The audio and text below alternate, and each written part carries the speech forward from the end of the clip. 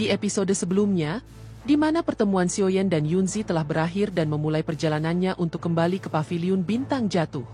Namun ternyata di tengah jalan, dia justru dicegat oleh rombongan Yahua Liangjun dan 3 tetua sekte langit mendalam yang tidak terima nama baik mereka dicoreng oleh Xiaoyan. Segera pertempuran antara dozun tingkat tinggi dua kelompok itu pun tak terhindarkan lagi. Namun sayang ketika Xiaoyan sudah berada di atas angin selama pertempuran, situasi menjadi berbalik. Setelah Xiaoyan menyadari bahwa sekte langit mendalam telah berkoalisi dengan Aula Jiwa dan organisasi misterius itu secara langsung mengirim Tianzun ke-9, alias Moyo untuk ikut serta. Gimana cerita selanjutnya? Tanpa omon-omon lagi, kita lanjut ke alur ceritanya. Ruang terdistorsi saat Moyu yang membawa serta rombongan Aula Jiwa muncul, di mana sosok itu masih sangat melekat dalam pikiran Xiaoyan sebagai penyebab kehancuran paviliun bintang jatuh. Kalau saja Abah Yao tidak melaju ke kelas Banseng, kemunculan Moyu jelas saja membuat Xiaoyan merasa sedikit pusing. Karena meskipun sekte langit mendalam memiliki kekuatan yang tidak seberapa, jika dua pihak ini bekerja sama, maka para paviliun bintang jatuh pasti akan mendapat tekanan besar. Moyu tersenyum saat melihat Xiaoyan dan memuji keberanian pemuda itu. Sampai keluar dari paviliun bintang jatuh tanpa pengawalan seperti ini, Xiaoyan tidak mengatakan apapun dan hanya memasang wajah dingin karena fokus untuk menganalisa kekuatan Moyu. Kekuatan Tianzun ke-9 Aula Jiwa ini, setidaknya berada di tingkat bintang 7, hingga 8 dozun di mana Xiaoyan sama sekali bukan tandingannya. Bahkan setelah menggunakan perubahan 3 api misterius, apalagi Moyu juga telah menyegel ruangan ini, sehingga giok spasial yang diberikan Abah Yao akan kehilangan efeknya. Xiaoyan menghembuskan napas merasakan situasi yang benar-benar merugikan baginya. Namun Xiaoyan juga tidak merasa terlalu putus asa karena sekarang kekuatan setelah melejit. Dan apabila melepaskan teratai api pemusnahan dan telapak tangan penciptaan langit agung, Xiaoyan yakin bahkan Tianzun ke-9 pun akan mengalami kesulitan untuk menerimanya secara langsung. Apalagi mantra api juga telah berkembang menjadi metode Ki kelas Tian, sehingga Xiaoyan tidak takut kehabisan doki setelah menggunakan 2 teknik berbahaya tersebut. Karena itulah Xiaoyan justru tertawa terbahak-bahak ketika 3 dozun ini memaksanya untuk menyerah dengan patuh. Sebelum kemudian memutar tangan kanannya dan memunculkan cahaya keemasan samar di sana sebagai wujud aktivasi telapak tangan penciptaan agung. Tianzun ke-9 menyipitkan matanya saat melihat cahaya keemasan di telapak tangan Xiaoyan, hingga bahkan mampu menghabisi elit bintang 5 dozun seperti Zaixing dengan mudah. Karena itulah Moyu buru-buru memberikan peringatan kepada Xiaoyan untuk tidak banyak memberikan perlawanan berarti apabila ingin menyelamatkan ayahnya. Moyu mengancam apabila Xiaoyan melawan, maka dia akan menghabisi Xiaozan begitu kembali ke markas Aula Jiwa. Mata Xiaoyan gelap dan dingin saat mendengar Moyu menyebut-nyebut ayahnya. Sebelum mengonfrontasi balik sang Tianzun ke-9, dengan menyatakan bahwa Xiaoyan tidak akan mudah dibohongi. Dia tahu Aula Jiwa tidak akan bersikap ceroboh kepada Xiaoyan karena Gyokuno Tause. Dan kalau Xiaoyan dengan senang hati menyerahkan diri kepada Olah Jiwa, yang ada malah keluarga Xiao akan benar-benar hancur. Begitu juga kesempatannya untuk menyelamatkan Xiaozan. Ekspresi Moyu menjadi jelek melihat Xiaoyan tidak jatuh dalam tipuannya, dan hanya mengangguk acak. Seketika Yahua Liangjun mengajaknya untuk bersama-sama menangkap Xiaoyan. Moyu mengambil langkah maju menyebabkan angin kencang menyerbu ke arah Xiaoyan. Sementara orang yang diserbu hanya menunjukkan wajah tanpa ekspresi. Ketika Xiaoyan melemparkan cahaya keemasan di telapak tangannya, 2 kelompok angin bertemu di udara menciptakan ledakan. Riak angin melingkar yang memicu munculnya banyak garis hitam gelap di udara. Tubuh Xiaoyan gemetar dan terdorong mundur. Situasi yang langka ketika bertabrakan dengan Tianzun ke-9. Sedangkan Xiaoyan kini berada di puncak bintang 7 dozun. Senlo Guizun mendekati Moyu setelah ledakan itu. Dia meminta Tianjut ke-9 Aula Jiwa itu untuk segera menghabisi Xiaoyan saja, sebelum pemuda itu menyerap lebih banyak energi dengan metode Ki kelas Tian-nya. Untuk itu Senlo Guizun dan Yahua Liangjun akan bergabung untuk menyerang bersama. Tianzun ke-9 tidak menentang saran Senlo Guizun, karena misinya adalah menangkap Xiaoyan. Dan kalau ingin menebus kegagalan pada misi sebelumnya, maka Moyu wajib memastikan Xiaoyan itu mengikutinya ke markas Aula Jiwa hari ini. Energi yang melonjak di langit sekali lagi meledak, di mana kali ini menghadapi serangan 2 orang bintang 6 dozun dan 1 bintang 7 dozun. Membuat bocah ajaib layaknya Xiaoyan pun berada dalam bahaya mengancam. Karena tidak mau berada dalam kondisi terpepet seperti ini lama-lama, Xiaoyan pun segera melepaskan cahaya emas kehitaman di telapak tangannya. Hal itu membuat Moyu buru-buru berteriak memperingatkan semua orang untuk berhati-hati. Karena pemuda itu akan segera mengaktifkan teknik duklastiannya. Mendengar peringatan itu, Senlo Guizun dan Yahua Liangjun pun tidak pikir panjang untuk segera melarikan diri. Sementara Xiaoyan melepaskan energi di telapak tangannya dengan wajah muram. Cahaya hitam bulat segera menyebar dengan kecepatan tak terhingga. Sambil melepaskan kekuatan isap luar biasa yang membuat 3 dozun tingkat tinggi itu menjadi panik. Karena kecepatan mereka menjadi lambat di bawah penindasan bola hitam keemasan itu. Moyu meminta 2 rekannya untuk tidak panik dan bergandengan tangan untuk menerima bola cahaya berbahaya ini. Doki pun melonjak dari 3 elit dozun itu sebelum kemudian membentuk 3 pilar doki yang ditembakkan ke arah bola cahaya tersebut. Badai energi meledak ketika pilar doki berbenturan dengan bola cahaya. Di mana pada akhirnya bola cahaya hitam tak tertandingi itu pun dengan paksa dicegah menyebar sebelum akhirnya meledak. Setelah menghisap pilar doki besar itu seperti kelaparan, wajah Moyu menjadi sedikit pucat setelah menahan telapak tangan penciptaan agung Xiaoyan. Namun ekspresinya dipenuhi keganasan, berpikir bahwa sekarang pemuda itu tidak akan bisa mengeluarkan trik murahan lagi. Namun bukannya takut atau apa. Senyum dingin muncul di wajah Xiaoyan saat melihat senyuman ganas Moyu sebelum kemudian. Xiaoyan mengepalkan tangan dan memunculkan 4 jenis api surgawi dari tubuhnya. Senyum ganas di wajah Moyu berubah menjadi keterkejutan, mengingat bocah ini masih menyimpan 4 benda berbahaya ini. Namun tepat ketika Xiaoyan bersiap untuk melepaskan teratai api pemusnahannya, garis retak spasial tiba-tiba terbelah di dekatnya sebelum memunculkan sesosok pria besar yang menyapa Xiaoyan dengan wajah cemas. Seketika Xiaoyan pun terkejut luar biasa saat melihat orang yang datang dengan tiba-tiba.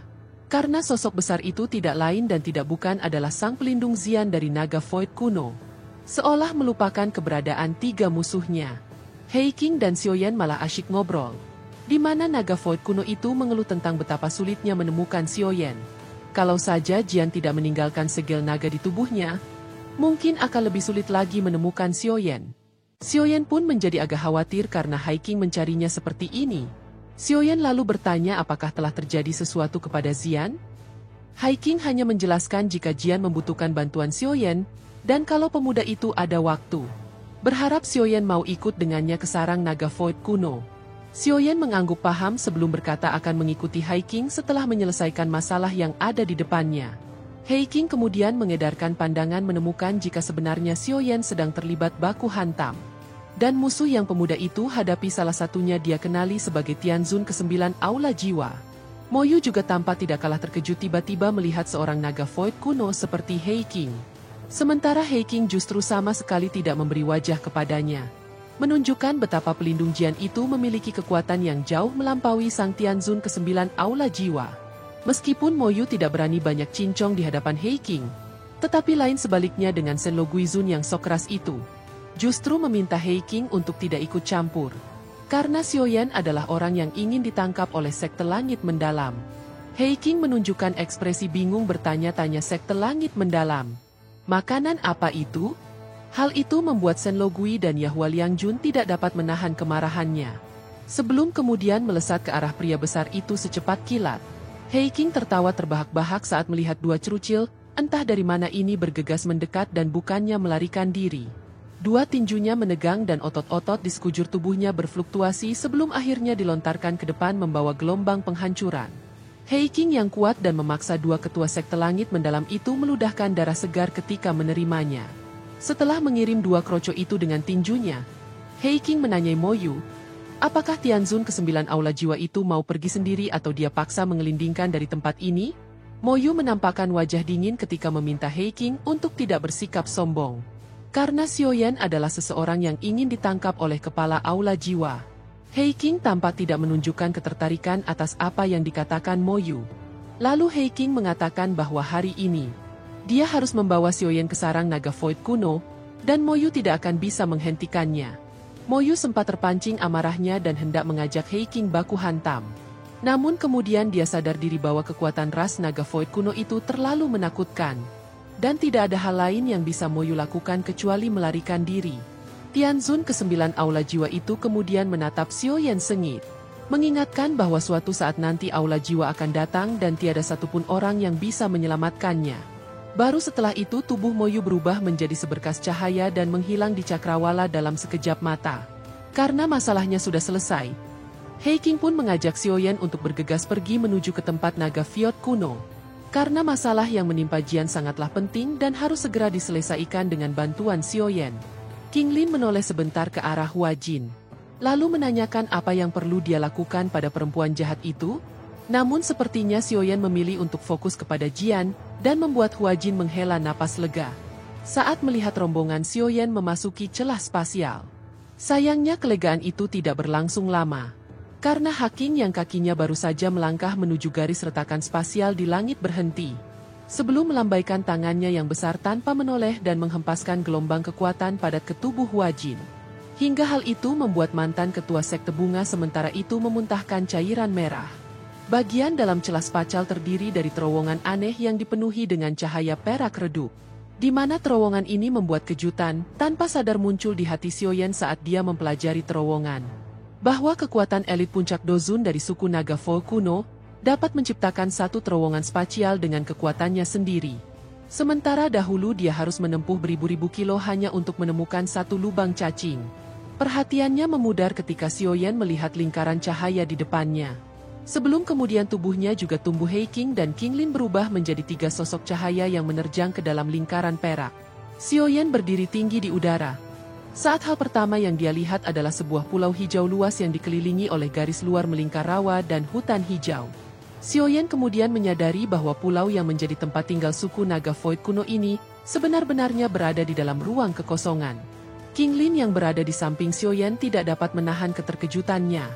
Merasakan betapa menakutkan aura di sana, dan hal yang sama pun turut dirasakan oleh Xiaoyan. King Lin dan Xiaoyan mengikuti He King menuju sebuah gunung di tengah pulau. Sampai kemudian mereka bertemu dengan beberapa kelompok orang, termasuk salah satunya tetua ketiga suku naga Void kuno yang bernama Zuli. He King menangkupkan tangannya ketika bertemu dengan Zuli, di mana tetua ketiga naga Void kuno itu buru-buru meminta maaf karena harus memanggil Xiaoyan tiba-tiba seperti ini. Xiaoyan menunjukkan rasa tidak keberatan, karena bagaimanapun Jian adalah teman baiknya. Dan hal itu sudah cukup membuat Xiaoyan bergegas ketika mengetahui gadis nakal itu mendapatkan masalah. Ketika Xiaoyan berpapasan dengan Zuli, dia merasakan aura luar biasa agung dipancarkan dari lelaki tua itu. Membuat Xiaoyan berpikir jika sepertinya tetua ketiga naga Void kuno ini sudah berada di puncak kelas Dozun atau bahkan telah menembus ranah Banseng seperti gurunya. Zuli juga menunjukkan keterkejutan ketika melihat King Lin yang memiliki mata bunga ular 3 giok, serta kekuatan ular surga kuno di dalam tubuhnya. Ular surga kuno sebenarnya juga salah satu musuh naga Void kuno di masa lalu. Namun karena spesies itu telah sepenuhnya punah, Zuli meminta King Lin untuk tenang, karena dendam panjang di antara dua suku juga telah berakhir. Xiaoyan ragu sejenak sebelum bertanya tentang apa yang sebenarnya terjadi kepada Jian. Zuli diam sesaat setelah mendengar pertanyaan Xiaoyan. Kemudian menjelaskan jika masalah yang menimpa Jian sebenarnya disebabkan oleh buah asal naga Void. Sementara itu, buah asal naga Void adalah harta misterius yang tumbuh setelah menyerap darah naga Void kuno dan darah surga Vonik kuno, yang dimana jika disempurnakan oleh seseorang, maka orang yang menyempurnakannya akan menjadi mendapatkan garis keturunan Raja Binatang Iblis sejati, yang mewarisi kekuatan dua suku binatang iblis. Berhubung Jian tiba-tiba membawa buah naga Vonis itu, para tetua suku pun akhirnya mengarahkan Jian untuk menyempurnakannya. Mengingat bahwa Jian memiliki darah bangsawan dan begitu memasuki kondisi dewasa, gadis itu akan menjadi kaisar naga Void kuno yang baru. Tetua Zuli tanpa sadar tertawa dengan nada pahit ketika bercerita panjang lebar, menjelaskan bahwa ternyata hasil penyempurnaan buah naga ponik itu sangatlah di luar dugaan. Kekuatan buah naga ponik terlalu besar sehingga tubuh Jian tidak dapat sepenuhnya menyerap energi menakutkan ini. Dan akhirnya gadis itu pun mengalami pemadatan energi yang tidak dapat dihindari. Tetua Zuli menghela napas sebelum kemudian berbalik dan berjalan menuju aula batu di puncak gunung. Xiaoyan masih dengan tanda tanya besar di kepalanya mengikuti Zuli tanpa suara sebelum akhirnya tiba di tengah aula besar. Ada sosok wanita cantik yang terbaring diam di atas altar dibungkus oleh lapisan kristal seperti es tanpa kehidupan. Xiaoyan melihat ke atas altar sebelum menghembuskan napas dalam-dalam dengan ekspresi jelek. Karena dia tidak bisa merasakan sedikitpun fluktuasi energi dalam kristal tersebut. Di mana dia akan sangat marah kalau mengetahui jika gadis itu benar-benar kehilangan nyawanya selama proses penyempurnaan buah naga fonik kuno. Tetua Juli juga tersenyum pahit saat Xiaoyan memperingatkan jika dia dan suku naga fonik kuno sangatlah sembrono dalam meminta Jian menyempurnakan buah naga fonik kuno. Namun Xiaoyan hanya bisa menghela napas pasrah. Setelah mendengar jika sebenarnya suku naga fonik kuno tidak mengetahui banyak hal terkait buah asal ini. Karena sepanjang sejarah hanya pernah ditemukan dua buah asal yang masing-masing disempurnakan oleh naga fonik kuno dan fonik surga kuno. Akhirnya ahli masing-masing yang mewarisi kekuatan buah asal saling bertaruh dan sama-sama menemui ajalnya. Yang kerangkanya Xiaoyan temukan di hutan reruntuhan kuno beberapa waktu yang lalu. Xiaoyan mengerutkan alisnya dengan cemberut melihat bahkan di saat seperti ini. Juli masih mengatakan jika mereka salah dalam menghancurkan kristal itu, dan bukan hanya nyawa Jian dalam bahaya. Namun energi buah naga fonik pun akan terbuang percuma. Namun akhirnya Xiaoyan bisa mengerti sebetapa putus asanya naga void kuno untuk menyempurnakan buah naga ini. Setelah mendengar cerita bahwa sebenarnya pulau yang Xiaoyan lihat saat ini hanyalah seperempat dari keseluruhan pulau naga void kuno. Dan masih ada 3 pulau lain yang masing-masing juga memiliki raja naga sendiri. Yang dimana ketika 4 pulau ini bertemu satu sama lain di alam kekosongan, maka mereka akan terlibat baku hantam karena ingin menguasai pulau lainnya. Meskipun 3 pulau lain juga memiliki raja naga, mereka sendiri tidak ada satupun di antara 3 raja itu yang memiliki garis keturunan semurni Jian. Oleh sebab itulah para sesepuh naga void kuno Pulau Timur begitu ingin Jian menyerap buah asal naga fonik. Karena mereka berharap putri naga void kuno itu segera berkembang menjadi naga void dewasa, dan menjadi kaisar naga void kuno yang menyatukan suku naga kuno saat bertemu. Hal apakah kira-kira yang akan dilakukan Xiaoyan untuk membantu Jian mendapatkan mahkota kaisarnya? Dan apakah Jian benar-benar berhasil menjadi kaisar naga void kuno selanjutnya? Kita tunggu di episode selanjutnya.